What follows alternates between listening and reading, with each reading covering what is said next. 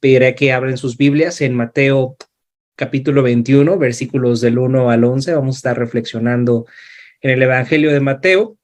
El título de la reflexión del día de hoy es Un triunfo inesperado. Entonces, Mateo 21, versículos del 1 al 11. Dice así la palabra del Señor. Mientras Jesús y los discípulos se acercaban a Jerusalén, llegaron a la ciudad de Betfagé, en el monte de los Olivos. Jesús mandó a dos de ellos que se adelantaran. Vayan a la aldea que está allí, les dijo. En cuanto entren, verán una burra atada junto con su cría. Desaten a los dos animales y tráiganmelos. Si alguien les pregunta qué están haciendo, simplemente digan, el Señor los necesita. Entonces les permitirá llevárselos de inmediato. Eso ocurrió para que se cumpliera la profecía que decía, dile a la gente de Jerusalén, mira, tu rey viene hacia ti, es humilde y llega montado en un burro, montado en la cría de una burra. Los dos discípulos hicieron tal como Jesús les había ordenado, llevaron la burra y su cría, pusieron sus prendas sobre la cría y Jesús se sentó allí. De la multitud presente, la mayoría tendió sus prendas sobre el camino delante de él, y otros cortaron ramas de los árboles y las extendieron sobre el camino. Jesús estaba en el centro de la procesión y toda la gente que lo rodeaba gritaba, alaben a Dios por el Hijo de David, bendiciones al que viene en el nombre del Señor. Alaben a Dios en el cielo más alto. Toda la ciudad de Jerusalén estaba alborotada a medida que Jesús entraba. ¿Quién es este?, preguntaban. Y las multitudes contestaban, es Jesús, el profeta de Nazaret, de Galilea. Hay algo que siempre me impresiona acerca de este relato bíblico y ahora que llegamos a través de nuestra lectura anual a estos textos, quise traerlo a reflexionar aquí en nuestra reunión de oraciones. El hecho de que las mismas personas que estaban ahí decían Hosana al Hijo de David en otras versiones bíblicas, ¿verdad? Que decían estas palabras, Hosana, aleluya, al hijo que viene de David. Días después serían los mismos que gritarían, crucifíquenle. ¿Cómo estas personas pasaron de mostrar tanta alegría a Jesús a odiarlo al punto de desear su muerte? ¿Se han preguntado alguna vez esto? ¿Por qué pasó esto? Es una realidad. Las mismas personas que aquí se nos están narrando en el capítulo 21 de Mateo son las que en unos capítulos después van a estar pidiendo la muerte de Jesús. Y este texto nos da muchas pistas para poder entender por qué pasó esto. Vean lo que dice el versículo 1. Mientras Jesús y los discípulos se acercaban a Jerusalén, llegaron a la ciudad de Betfagé en el monte de los Olivos. Jesús mandó a dos de ellos que se adelantaran. Vayan a la aldea que está allí, les dijo. En cuanto entren, verán una burra atada junto con su cría. Desaten a los dos animales y tráiganmelos. Si alguien les pregunta qué están haciendo, simplemente digan, el Señor los necesita. Entonces les permitirá llevárselos de inmediato. En estos versículos vemos cómo Jesús hizo arreglos particulares antes de su entrada a Jerusalén. La pregunta que primero deberíamos de hacernos es, ¿por qué Jesús haría estos planes tan elaborados para entrar a Jerusalén? ¿Por qué mandar a sus discípulos a conseguir este medio de transporte, este burrito? Pero sobre todo lo que deberíamos de preguntarnos es, ¿por qué decidió entrar montado en un burrito? Y la respuesta está en los siguientes versículos, donde Mateo cita una profecía del Antiguo Testamento, dice el versículo 4. Esto ocurrió para que se cumpliera la profecía que decía, dile a la gente de Jerusalén, mira, tu rey viene hacia ti, es humilde y llega montado en un burro, montado en la cría de una burra. Entonces Jesús hizo todos esos preparativos para anunciar que él era el Mesías. Pero si su intención era anunciar esto, ¿por qué no entrar en un corcel blanco? ¿Por qué no entrar en un corcel blanco y fuerte? ¿Por qué entrar en un burrito? ¿No les parece esto un poco extraño? Si realmente la intención de Jesús era anunciar públicamente que él era el Mesías esperado, ¿por qué entrar de esta manera tan humilde? ¿Por qué entrar de esta manera tan poco extraordinaria, montado en un burrito? Bueno, la razón es que en el Antiguo Testamento hay una profecía dada por el profeta Zacarías que hablaba acerca de la venida del rey prometido, acerca de este Mesías. Y esta profecía está en Zacarías capítulo 9, versículo 9. Fíjense lo que dice. Alégrate, oh pueblo de Sión. Grita de triunfo, oh pueblo de Jerusalén. Mira, tu rey viene hacia ti. Él es justo y victorioso, pero es humilde, montado en un burro, montado en la cría de una burra. Pero ahora fíjense lo que dice el versículo 10, también es muy importante. Dice, quitaré los carros de guerra de Israel y los caballos de guerra de Jerusalén. Destruiré todas las armas usadas en la batalla y tu rey traerá paz a las naciones. Su reino se extenderá de mar a mar y desde el río Éufrates hasta los confines de la tierra. Entonces, Jesús quería entrar a Jerusalén de la forma en la que había sido profetizado que el Mesías lo haría. Esto lo hizo humildemente, pero quería dejar claro que de él era de quien se hablaba en esas profecías. Tenemos que entender que esto es algo nuevo en el ministerio de Jesús, ya que en el pasado, cada vez que surgía el tema acerca de que él era el Mesías, les pedía a sus discípulos, les pedía a aquellas personas que no le dijeran a nadie todo lo que observaban, todo lo que veían. Sin embargo, ahora Jesús decidió que este era el momento adecuado para que este secreto cuidadosamente guardado fuera hecho público. Y probablemente se estén preguntando, ¿por qué Jesús quería mantener como un secreto la verdad acerca de que él era el Mesías? ¿Por qué? ¿Por qué guardar el secreto? ¿Por qué no anunciarlo a los cuatro vientos en cuanto empezó su ministerio? Y la razón es porque Jesús decidió mantener su oficio mesiánico como un secreto, fue que él quería evitar que las personas tuvieran una comprensión incorrecta acerca de lo que el Mesías vendría a hacer. Fíjense, la expectativa que las personas tenían del Mesías es que éste vendría como un líder militar, al cual nombrarían rey y los lideraría hasta la batalla. Sin embargo, Jesús no quería que lo nombraran rey, ni pretendía tener nada que ver con la esfera política. No le importaba comenzar una guerra, ni le importaba tener discusiones con los políticos de ese tiempo, como Poncio Pilato. Lo que el Mesías vendría a ser fue completamente diferente a lo que ellos esperaban. Si se dan cuenta, ahí en el versículo 10 de Zacarías 9 dice que este Mesías quitaría los carros de guerra de Israel y que destruiría todas las armas usadas en la batalla, algo completamente a una guerra. En ninguna de las profecías acerca del Mesías se nos dice que éste lideraría a la batalla al pueblo de Israel en contra de sus enemigos. Más bien, se dice que este rey vencería siendo todo lo contrario a un líder militar. Vencería trayendo la paz. Este Mesías no ganaría siendo fuerte, sino siendo débil. No vencería destruyendo, sino siendo destruido. Esto para nada es popular. Jesús estaba consciente de eso y por eso prefirió mantener en secreto su ministerio hasta este punto. Dice el predicador Charles Spurgeon en su comentario a estos versículos, dice, a partir de este punto ya solo había dos opciones para él, refiriéndose a Jesús. La muerte por haber decepcionado la expectación popular o de lo contrario debía ceder a los deseos del pueblo y ser nombrado rey. Ustedes saben qué cosa eligió. Pero continuemos viendo lo que dice el versículo 6. Dice, los dos discípulos hicieron tal como Jesús les había ordenado. Llevaron la burra y su cría, pusieron sus prendas sobre la cría y Jesús se sentó allí. De la multitud presente, la mayoría tendió sus prendas sobre el camino delante de él y otros cortaron ramas de los árboles y las extendieron sobre el camino.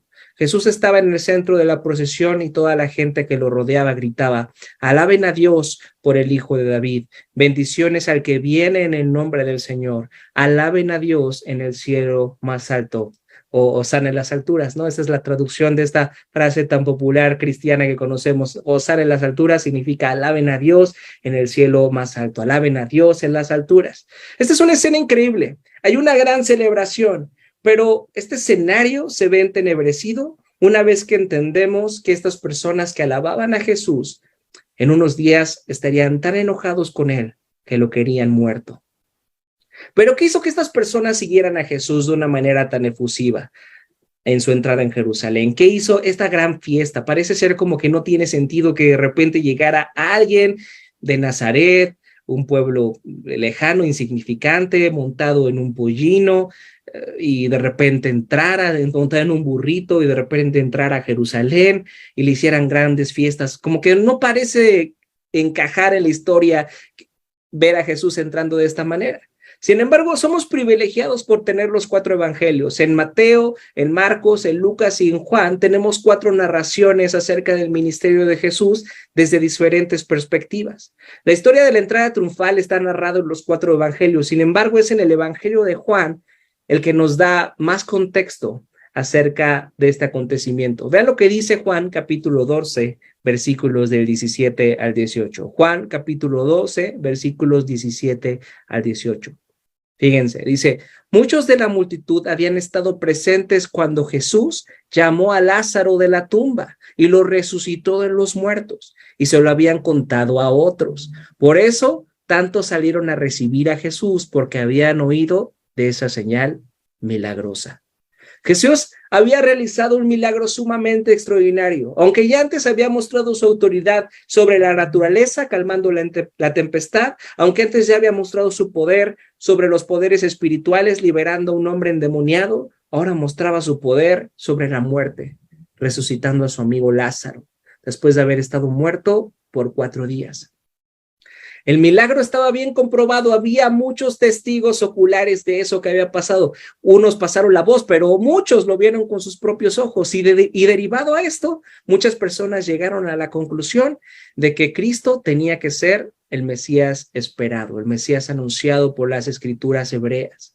La principal razón por la que las multitudes seguían a Jesús es que ellos pensaban que Jesús les daría lo que ellos querían, que Jesús haría cargo de lo que ellos consideraban era su mayor problema. En el tiempo en el que vivió Jesús, el pueblo judío era oprimido por el Imperio Romano.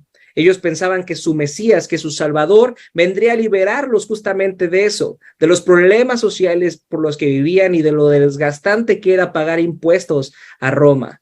Ellos pensaban que Jesús era el inicio de su prosperidad, pero cuando lo vieron humillado, siendo un siervo sufriente, en lugar de un rey poderoso, se sintieron desilusionados y entonces decidieron darle la espalda. Ese Mesías que había entrado montado en un burrito ahora no parecía tan glorioso siendo juzgado en manos de Poncio Pilatos. Las personas que un día lo vitoreaban ahora pensaban que ya no tenían nada que ofrecerles. Y esta es la fuente de su enojo. Esta es la fuente del odio hacia Jesús. Si tú quieres ver alguna vez a una persona enojada contigo, crea expectativas en esa persona y no las cumplas. Te aseguro que vas a ver esa persona furiosa contigo.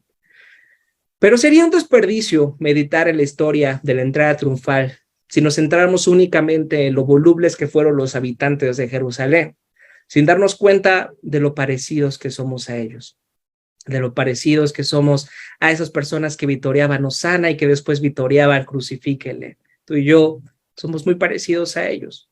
Muchas personas hoy en día se acercan a Cristo pensando que todos sus problemas se solucionarán. Se acercan gritando, Hosana al Hijo de David, de dientes para afuera. Muchas personas buscan a Cristo solo para que los salve, para que les dé la victoria sobre lo que ellos consideran que son sus principales problemas, y no solo por lo que Cristo es. En este tiempo, los judíos pensaban que el Imperio Romano era su mayor problema. El día de hoy, ¿qué piensas que es tu mayor problema? ¿Tu situación económica? ¿Tu situación sentimental? ¿Tu soltería? ¿Tu matrimonio? ¿Tus hijos? ¿Que no puedes tener hijos? ¿La 4T? ¿El PRIAN? ¿Cuál es tu mayor problema en este tiempo? Muchas personas se acercan a Jesús pensando que Él solucionará todas esas cosas. Y no estoy diciendo que no pueda hacerlo, Desde luego que Jesús puede hacer eso y mucho más. ¿No se ha puesto a pensar que Jesús, después de todas las personas que lo seguían y los milagros que hacía, podía levantar una revolución en contra de Roma y hubiera salido vencedor? Claro que lo hubiera logrado. ¿Nunca han pensado que si él hubiera querido, se hubiera proclamado rey y hubiera logrado tener un reino mucho más esplendoroso que el reinado más grande de la historia de Israel, que es el reinado de Salomón? La verdad es que sí podía hacerlo. Él es el Dios hecho hombre y desde luego que tenía la capacidad de lograr todo lo que la nación de Israel anhelaba. Pero aún no era el tiempo para eso. Cristo vendrá por segunda vez y cuando venga por segunda vez, entonces sí vendrá como un rey y ya no vendrá montado en un burrito, vendrá montado en un corcel blanco. Pero antes de eso, Cristo tenía que hacerse cargo de nuestro mayor problema. La situación de la nación de Israel bajo el poder de Roma no era su mayor problema, así como las diferentes circunstancias y situaciones que tú y yo experimentamos no son nuestro mayor problema. Hay muchas personas que atraen a las personas a la fe en Cristo dándoles falsas expectativas, diciendo que al venir a Él solamente tendremos prosperidad, pero eso no es una realidad, eso no dice la Biblia, esas son falsas esperanzas. Si sigues acercándote a Cristo como si fuera el genio de la lámpara maravillosa que estará dispuesto a cumplir tus caprichos, te darás cuenta que pasarás muy rápido de lo sana a crucifíquenle. Tenemos que comprender en este día que la razón por la que Jesús vino no fue para hacernos felices y darnos todo lo que nuestros corazones desean. Hoy necesitas entender que Cristo no está interesado en tu felicidad, sino en tu corazón, en cambiarlo y en transformarlo. Por eso vino de esta forma humilde. El día de hoy, eso te hace sentir una gran desilusión. ¿Podrías seguir a Cristo aunque no te dé lo que tú quieres? Aunque no te dé la salvación que esperas? Aunque esta salvación que he decidido darte no sea la salvación que tanto anhelas? Aunque no sea la salvación que tú esperabas, déjame decirte que sí es la salvación que tú y yo necesitábamos. Dice el versículo 10, toda la ciudad de Jerusalén estaba alborotada a medida que Jesús entraba. ¿Quién es este?, preguntaban.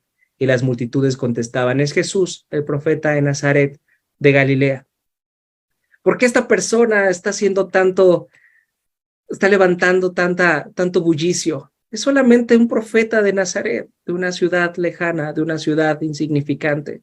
Tal vez así tú pienses que es la salvación que el Señor te ha dado. Tal vez tú pienses que esa salvación es insignificante, que no tiene tanto valor como dicen. Eso lo puedes ver claramente porque muchas personas, y también entro yo ahí, vivimos anhelando nuestro si tan solo. Si tan solo tuviera un mejor trabajo, si tan solo tuviera trabajo, si tan solo esa chica me hiciera caso, si tan solo mi esposo cambiara, si tan solo ganara mi candidato a la presidencia. ¿Cuál es tu si tan solo? ¿Cuál es aquello que tú dices, si tan solo tuviera esto, en verdad yo sería feliz?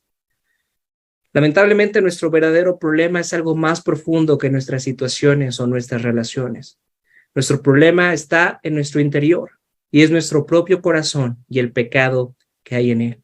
Y esto es justamente de lo que Cristo vino a hacerse cargo al ir a la cruz. Lo hizo humillándose hasta la muerte, siendo un siervo sufriente, para que todo aquel que pueda poner su confianza en él, en su obra preciosa en nuestro lugar, pueda ser reconciliado con Dios.